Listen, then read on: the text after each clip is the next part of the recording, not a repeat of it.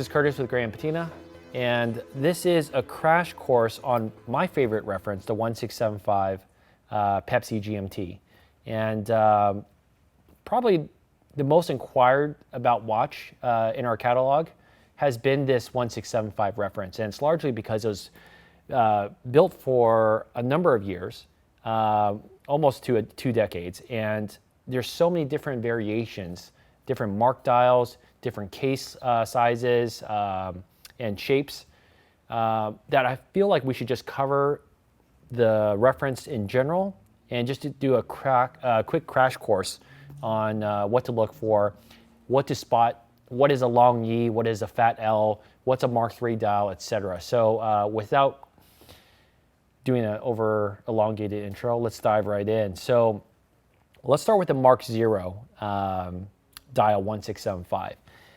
This dial was actually not known for quite some time. A lot of people thought this dial was just a reloomed Mark I dial. But in actuality, it was a very, very early 1675 dial. I believe the serial range that this comes in is 1.38 to 1.6 million for the serial.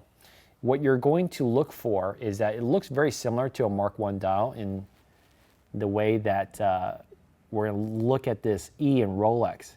You see how this prong, this middle prong of E is equidistant across all of these, across the horizontal plane? That is what we typically call a long E. In the Mark 0, what you're going to find in this serial range is that the luminescent material that's applied to this dial is a mixture of tritium and zinc sulfide. So for the longest time, people thought, well, this dial still glows, it must be reloomed. But if you look across 5513s and 1675s of this era, this basically transitioned, Rolex was using different types of luminescent material to transition into more of a tritium mixture. So after this Mark 0, there should be no glow for your 1675 GMTs. Let's look a little bit closer on this again. And as you can see, the middle prong of E is the same distance from the top and bottom.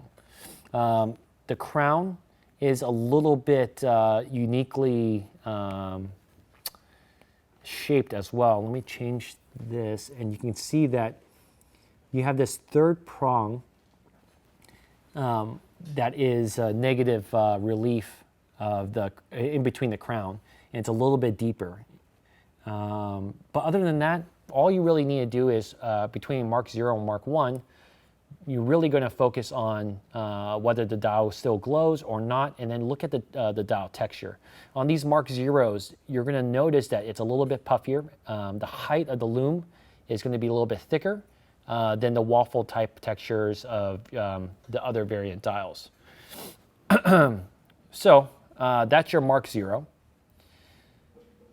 And for those that are wondering where we're getting a lot of this information, a lot of this has been a result of the community logging and showing, barn finds and original owner watches and confirming that there is this pattern of these watches appearing in a certain serial range. A good website to check out is gmtmaster1675.com. This is a great resource, and which we rely on heavily in terms of trying to identify which mark dial belongs in which case, what the proper look and feel of the text should be. And all this is obviously important because you want to make sure that you have the right dial that matches the right case. So moving on, let's go ahead and move on to your Mark I. This is our Mark I dial. Once again, this Mark I dial we're going to focus on is serial ranges between 1.6 and 2.9 million. What you're going to see is a little bit flatter lume compared to your Mark 0. Obviously, this should not glow on your Mark Is.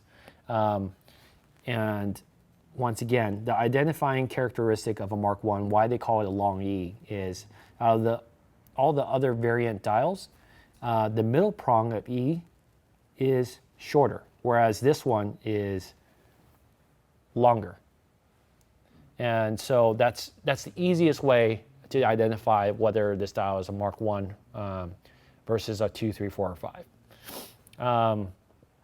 You're also going to look at a number of things, characteristics on these watches, namely the insert. And maybe it wasn't as much of a big deal before, but insert prices, these thin little aluminum pieces have gone, especially for a redback insert, starting at probably $2,500, going all the way up until, well, if you talk about the Blueberry, they could be up to $30,000.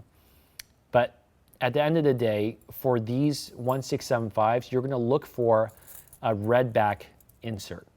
The bluebacks, which later appear in 16750s, do fit, but they are uniquely different in the sense that clearly in the name, one is a blueback, one is a redback. But some of these were used for basically service inserts and replaced the redbacks as they wore out. So jumping on, let's move on to the Mark II.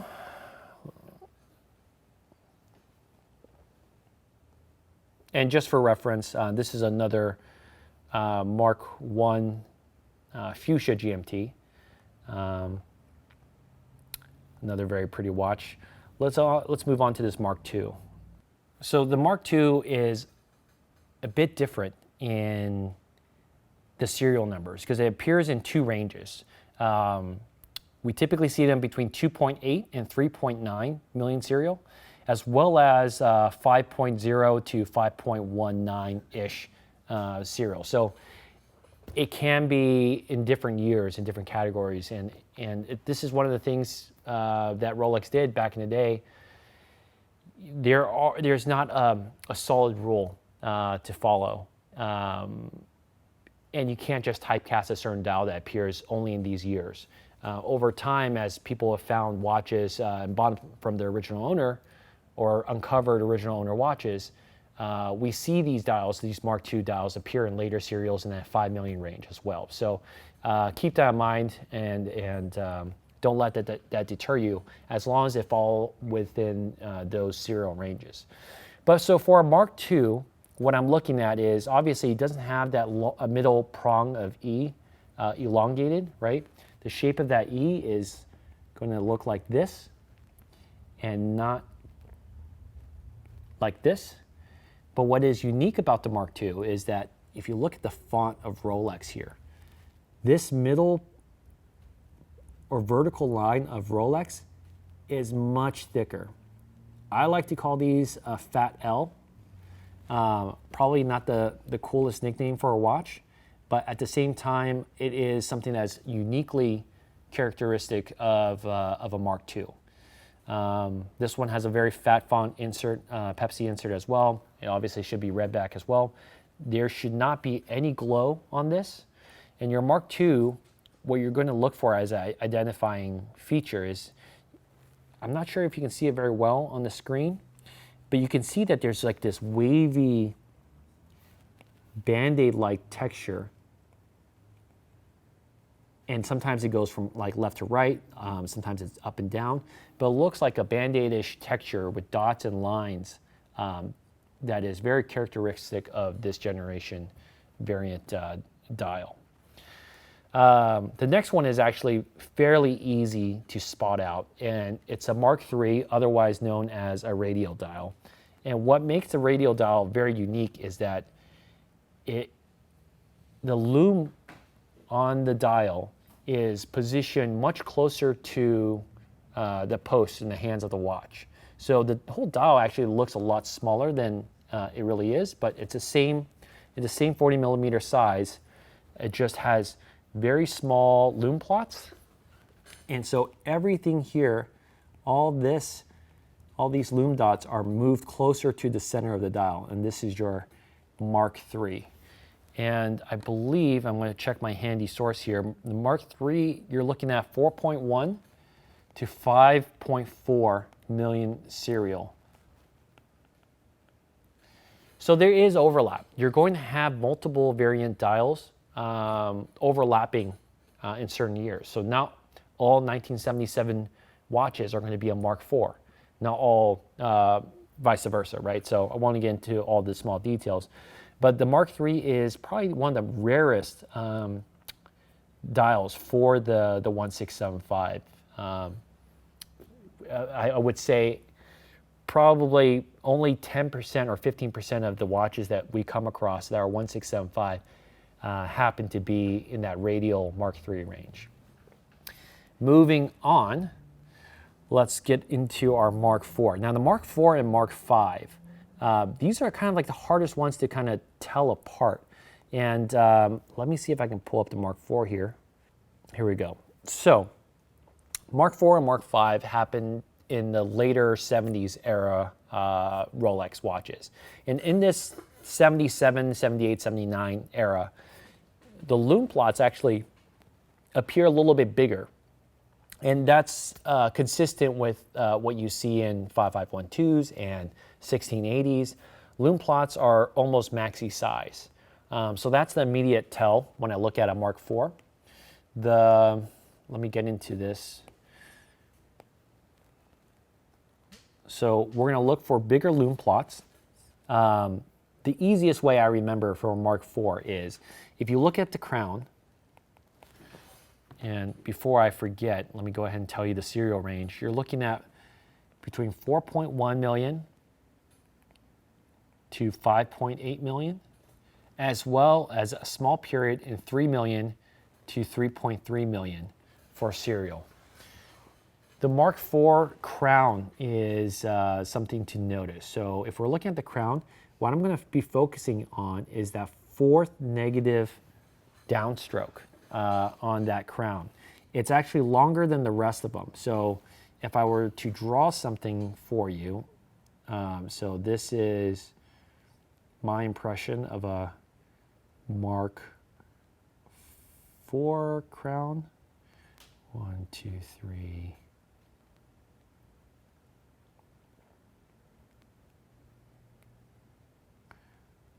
Four. If this is your crown, let me change the color here. What you're looking at is this fourth downstroke is actually much longer than the rest of these. So that's how I remember the fourth Mark IV. The other one you can use characteristic you can use is I look at the letters HRCE in chronometer and certified. So the last two words on the dial. So if you see this HRC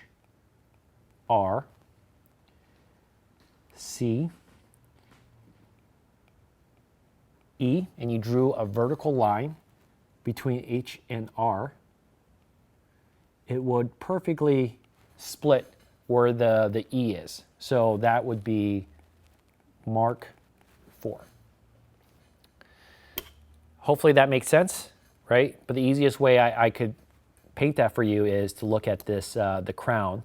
Sometimes due to the printing, due to manufacturing tolerances, that negative relief may not be as apparent as other dials, but that's my first key indicator, as well as trying to match it up to the serial numbers. We'll move on to the Mark V, which also has maxi size plots. So once again, maxi size plots, Band-Aid textured lume. As you can see on this Mark V crown, that fourth indentation is not as deep, right? So that's my first tell. The way to confirm this is we're looking also between 5.0 million to 5.9 million for serial range. The other way to look at this is, once again, we're looking at H. Let me use a different color. We're looking at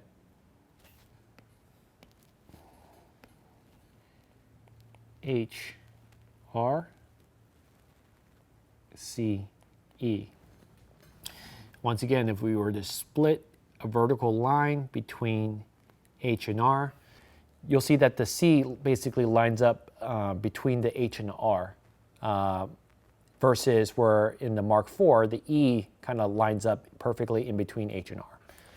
So that's the easiest way to look at these. As you can tell, if I'm going back and forth from the Mark 0 all the way to the Mark V, you're looking also at the shape of the insert and the thickness of the fonts are going to be much more sharp and thinner as you move on through the variants versus, let's just bring up the first one again. Where is that Mark 0?